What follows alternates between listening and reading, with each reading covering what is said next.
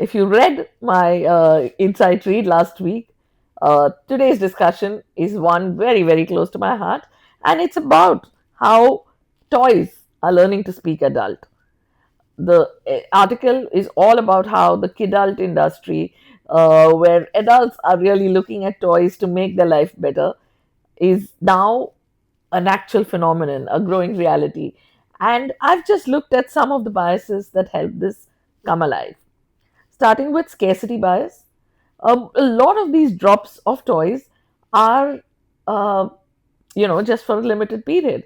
And as adults who are collecting these toys, that scarcity creates that excitement to pick it up. So if you've ever felt the need to pick up something that's there only for a short while, very often it has to do with shows and when a new season is launching, you might find some merch linked to that. And it's going to go if you don't really get your hands on it. So, I'm sorry. So scarcity plays a very important role. Then there's variable motivation, and you can read the article and how I've spoken of it. But more than that, the Lububu secret boxes is a classic example of, your variable motivation, because you don't always know what you're getting, and that secret, that excitement of finding something that's different, is just what keeps you going. Uh, then there's escapism. If you come to my office, or if you see my work desk, there are so many little, figurines or toys that I have bought and collected. I have, of course, a Max Verstappen figurine on my table, and Checo's car, the Red Bull car of Checo.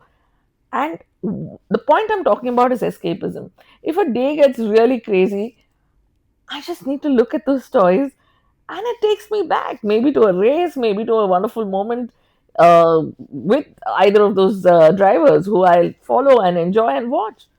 Uh, this is the other thing, little toys, especially when you look at shows or sports or things that you like, and you have those little figurines somewhere around your house, could be on your office desk. It's just that way to make it out of a really stressful day. I don't know if any of you have had similar experiences or feel it, but to me, this one's really true.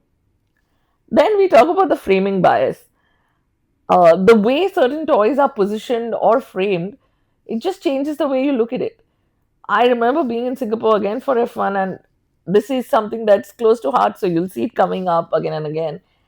And Lego literally had a pop up created in the mall where you had actual F1 cars on display. They had the Lego F1 car, which was actually driven by the Williams team. And to see that, and then the sets that were there were not about a child building a car, but it was about a F1 fan collecting the car of his team. And that experience just reframes how one looks at that toy at that point in time, and it's got nothing to do with the toy itself, but a reflection or an identity builder of who you are and what you like, and it becomes that signal of your passion for that. And it's just how it's framed, how it's spoken of, that changes everything. And finally, you have the nostalgia bias.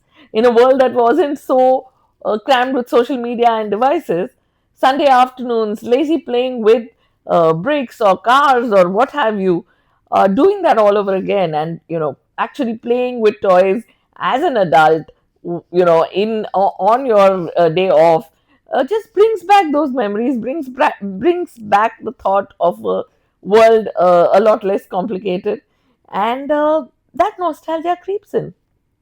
And now suddenly you have this kidult. He has a salary and is earning well. He has a crazy stressful life. He needs so much to, keep him going. And then you've got toys. The answer to all of it, right? You can buy what you want. You can at a click of a brake, or the turn of wheels, just watch your problems, even if it's only momentarily, just slide away with that toy or with that figurine or with whatever it is that really gets you going. I can speak for most of my friends when I say that there is something or the other in the shape and form of a toy that excites them. I would so love to know about your experiences. What are the toys that you buy for yourself? Are they the same, interests you had as a child, or is it something different that's, caught your fancy as an adult?